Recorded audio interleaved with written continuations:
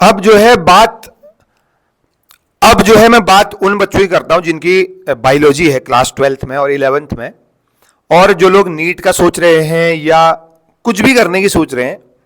देखो, क्योंकि आपने बायो ली है तो यार मैं समझता हूं कि जो है मैक्सिमम आपको एक बार तो नीट तो अटेम्प्ट देना ही है, या देना चाहिए। आपको डरना क्या है एग्जाम से। लेकिन अगर देखा जाए ना भाई, अब जो है नीट का पेपर जो है ना भाई, बायो का जो है वो भी भयंकर आ रहा है। लास्ट ईयर ना जो इस बार का पेपर था, अभी रिजल्ट नहीं आया, अभी मतलब कुछ दिनों में रिजल्ट मतलब आने वाला होगा जहां तक मैं समझता हूं। यार मैं एक चीज बता देता हूं, बायो अब वो मतलब 4-5 साल पहले जो है लाइन टू लाइन क्वेश्चन आता था और वहां से जो है क्वेश्चन पूछते थे और सीधे एक क्वेश्चन था, छोटे छोटे 4 ऑप्शन थे। अब ऐसा क्वेश्चन नहीं आ रहा है। अब स्टेटमेंट वाले क्वेश्चन आ रहे हैं, कॉम्प्लेक्सिटी बढ़ गई है, सोचने वाले क्वेश्चन बढ़ गए हैं। इस बार तो पेपर इतना भयंकर आया था कि जो है मतलब पहले बच्चे जो है 30 मिनट हार्डली 40 मिनट क्वेश्चन को 90 क्वेश्चन करने में लगा देते। लेकिन अभी तो भाई वो मतलब ये मान चलिए 1 घंटा भी लगा है, 1 घंटा 20 मिनट 10 मिनट भी जो है उस बायो को पेपर करने में लगा हुआ है बच्चों का। और बता रहे हैं कि जो है अगर 300 नंबर आ गए तो वो चैंपियन है इस बार बायो का। ठीक है, 360 में से। तो क्वेश्चन आप ये मान के चलिए, इंट्रोडक्शन है ना, पहला पेज जिसमें साइंटिस्ट की फोटो बनी होती है वो इंट्रोडक्शन वाला होता है, वहां से भी क्वेश्चन पूछा गया है भाई। वो क्वेश्चन तो मुझे लग रहा है कि 2-4 बच्चों ने किया होगा 20 लाख में से। ठीक है, तो आप समझ जाइए कि आपको किस तरीके से पढ़ने की जरूरत है। आप देखो मतलब अपने माइंड को आप कितना चला सकते हो ना, कितना रगड़ सकते हो, उतना कम है भाई। कितना सोच सकते हो आप किसी टॉपिक के बारे में, याद रखना। बायो वो है, आप कितनी रेंज है आपकी, मैं सही बता रहा हूं। मतलब आपकी सोचने की क्षमता कितनी है ना, उतना सोच देना अपने बायो के बारे में। ठीक है, लेकिन पढ़ने आपको एनसीईआरटी है 20 बार, शुरू में 20 बार पढ़नी है, फिर लास्ट के 1-2 महीने में फिर से 20 बार और पढ़नी है। तो कम से कम 40 से 50 बार तो एनसीईआरटी को आपने चार्ट देना है भाई, और उसको समझते हुए। ठीक है, 12th में एक भी टॉपिक ऐसा नहीं है जो आपको टफ लगे, लेकिन आपको मेहनत जेनेटिक्स में ज्यादा करनी है, क्योंकि जेनेटिक्स में थोड़ा सा रेशियो में, जब जीनोटाइपिक रेशियो, फेनोटाइपिक रेशियो, कुछ इस तरीके से चीजें पूछता है तो वहां पर थोड़ा कॉम्प्लेक्सिटी बढ़ जाती है। उसको आप जो है जेनेटिक्स को बार बार पढ़िए, उसको क्वेश्चंस लगाइए। ठीक है, तो बायो आप कैसे करेंगे 12th क्लास की। रिप्रोडक्शन वाला यूनिट तो आसान है, इकोलॉजी यूनिट भी आसान है, पीछे डाइवर्सिटी वाला, और फिर थोड़ा सा बायोटेक्नोलॉजी में आप थोड़ा सा हाथ अपना टाइट रखिए और जेनेटिक्स में टाइट रखिए।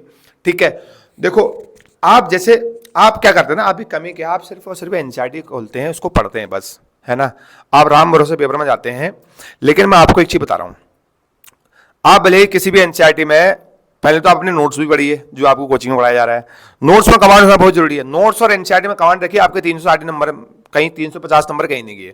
अगर आपने कम से कम 50 बार पढ़ा है तो 40 से 50 बार पढ़ा है एनसीईआरटी प्लस नोट्स।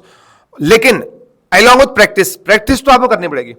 अगर आप किसी एनसीईआरटी के किसी टॉपिक को आप पढ़ रहे हैं, जैसे मैंने ट्रांसलेशन टॉपिक पढ़ दिया या ट्रांसक्रिप्शन टॉपिक पढ़ दिया है, भाई उसके 50 क्वेश्चन लगाओ आज ही। Don't wait for tomorrow, don't wait for the day after tomorrow, what will happen, है ना भाई। वो दिन तुम्हारा होगा नहीं, मन नहीं करेगा बायो पढ़ने का, फिजिक्स पढ़ने का मन करेगा, केमिस्ट्री पढ़ने का मन करेगा। जो आपने यहां मेहनत लगाई थी, आपके टेस्ट क्रॉस सीखा था, बैक क्रॉस सीखा था, भाई वो परसों तक तो बहुत पुराना हो जाएगा, है ना, मजा भी नहीं आएगा। आज अगर कोई टॉपिक पढ़ना है तो उसको भाई उसके क्वेश्चन तो लगाने तब सोना है। बायो में याद रखना, ये बच्चे जो करेंगे, और लिख के बायो पढ़ा करो। लिख के जो है ना भाई, बायोलॉजी जो है भाई लिख के होनी चाहिए पढ़े, मतलब उसको लिख के याद करो, लिख के समझो। अगर मुझे कोई चीज प्रोसेस समझना है, टेस्ट क्रॉस समझना है, बैक क्रॉस समझना है, या मुझे जीनोटाइपिक रेशियो समझना है, या डाई हाइब्रिड क्रॉस समझना है, ट्राई हाइब्रिड क्रॉस समझना है, मोनो हाइब्रिड क्रॉस समझना है, तो यार मैंने समझता हूं कि आप खाली पढ़ रहे हैं समझ में आ जाएगा, इंपॉसिबल है भाई, है ना। तुम रोबोट थोड़ी हो यार, एक बार देख लोगे पूरा जन्म भर के लिए याद रहेगा। आप उसको अगर लिख के याद करोगे ना भाई, पहली बात आपको कॉन्फिडेंस आएगा। दूसरी बात, जब आप क्वेश्चन सॉल्यूशन करेंगे ना, फिर वो आपको चीजें याद आएंगे, मैंने ऐसे ऐसे प्रैक्टिस किया था। देखो माइंड ये है ना, अपने को माइंड को ऐसे बनाना है, तब आपके बायोलॉजी में नंबर आएंगे भाई, है ना। जो टॉपिक आप पढ़ रहे हैं ना, भले आप 2 पेज पढ़ो, लेकिन उसके क्वेश्चन लगाओ 50, पर डे 50 क्वेश्चन लगाओ। अगर बायो पढ़ रहे हैं पर डे, तो आप पर डे जो है 40-50 क्वेश्चन लगाइए भाई। एक भी क्वेश्चन जो है, एक भी नंबर जो है कम नहीं आएगा आपका। ऐसे ही 11th क्लास है।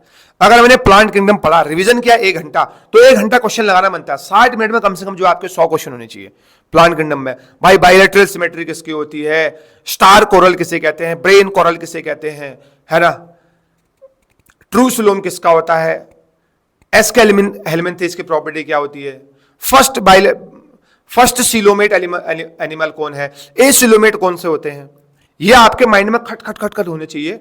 तब जब आप क्वेश्चन लगाएंगे ना, तब आपको फायदा होगा। पता हम लोग पीछे इसलिए होते हैं, हम लोग सिर्फ एनसीईआरटी को पढ़ते हैं बस। हम लोग, सर ने जो भी नोट्स लिखा रखे हैं, वो उन सिर्फ नोट्स को हम लोग पढ़ते हैं। बस पढ़ना थोड़ी है यार, उसको समझना है, उसको लिख लिख के समझो। अगर आप लिख लिख के समझेंगे ना बायो को, और उसके बाद प्रैक्टिस लगाओ भाई, 50 क्वेश्चन लगाओ भाई, you will feel difference, definitely you will feel difference, and you will feel unique also, है ना। अगर आपने क्वेश्चन लगाए तो आपको ना मतलब मजा आएगा नींद में, और नींद कम लगेगी उसके बाद, अरे और पढ़ना है अगले दिन करके, है ना। तो अगर आप बायो में कोई अगर टॉपिक पढ़ रहे हैं, कोई सा भी टॉपिक हो, अगर बायो में टॉपिक पढ़ रहे हैं तो उसी दिन उसके जो है 40-50 क्वेश्चन लगाओ, बस बात खत्म भाई, है ना। अब ऐसा जरूरी है कि आपके 40-50 क्वेश्चन ही जो है सही हो जाएं। 10 क्वेश्चन गलत होंगे, उसकी फिर एनालिसिस करो, फिर कॉपी पलटो, फिर देखिए नंबर कैसे नहीं आते हैं बायो में यार। यही तरीका है भाई, यही यूनिवर्सल तरीका है। और 11th क्लास में थोड़ा सा आपको मॉर्फोलॉजी के एग्जाम्पल की ट्रिक्स याद करनी है। एनाटॉमी में आपको टफ पड़ेगा, क्योंकि उसके जब उसका टीएस सेक्शन हम लोग करते हैं, ठीक है, उसमें आपको मेहनत करनी है। मोनोकोट, डाइकोट, ये जो स्ट्रक्चर होता है, ठीक है। और उसके बाद थोड़ा सा हार्ड टॉपिक पड़ता है हमारा फोटोसिंथेसिस और रेस्पिरेशन वाला टॉपिक है, जो जिसमें C3 C4 साइकिल है वगैरह वगैरह। उसको जो है हर दूसरे तीसरे दिन हमको याद करना पड़ता है। उससे अच्छा उसको भाई किसी चार्ट में लिख के दीवार में चिपका दो, रोज उसको देखते जाओ, याद हो जाएगा एक दिनों, है ना, 2-4 दिन में याद हो जाएगा। तो मैंने क्या बताया, बायो अपने कोचिंग जहां भी जा रहे हो भाई, नोट्स में कमांड होना बहुत जरूरी है। 40-50 बार पढ़ो, एनसीईआरटी 40-50 बार पढ़िए, और पर डे आप अगर बायो पढ़ रहे हैं, खाली पढ़ेंगे तो कोई फायदा नहीं है उसका, नो, कोई फायदा नहीं है। जब तक आप रियल एनालिसिस नहीं करेंगे ना, तो कम से कम भाई 40-50 क्वेश्चन लगाओ। वर्ल्ड विल बी योर्स, है ना, everyone will appreciate you definitely buddy, ठीक है ना। तो इसका आप थोड़ा सा ध्यान रखिए। अगर कोई दिक्कत हो तो बता दो मुझे। Thank you so much.